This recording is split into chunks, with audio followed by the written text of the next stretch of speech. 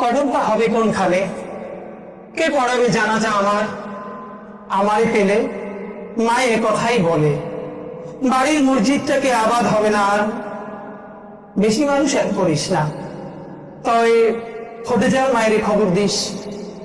তোর বাপে যখন বাড়িতে আইতো না, কত রাত যে সে আমার পাহারা দিছে। আমার দাফন হয়ে গেলে তুই থাকবি আরো, সবাই যাবার পর পড়তে থাকবি ইয়াসিন আর রহমান। হাত তুলে আল্লাহরে কবি, মায়ের প্রশ্ন সহজ করো হে খোদা দয়াবান।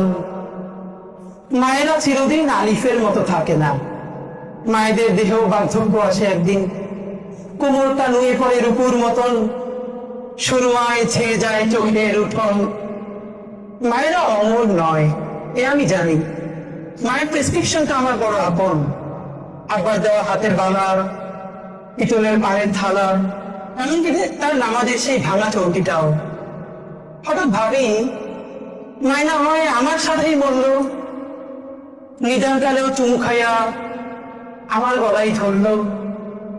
আমি চাইছি না মায় 100 বছর বাঁচুক, শুধু চাই নুয়ে নুয়ে হলেও মায় তার মাটির চুলায় আর কটা দিন রাঁধুক। পাতির খুঁজে কলিজাটা আমার পাতেই দিক। সংসারে মা তো একটা অদৃশ্য ঐশী সুতো, মাকড়সার মতো সেই সুতোটা আর কটা দিন বাঁধুক। ধন্যবাদ।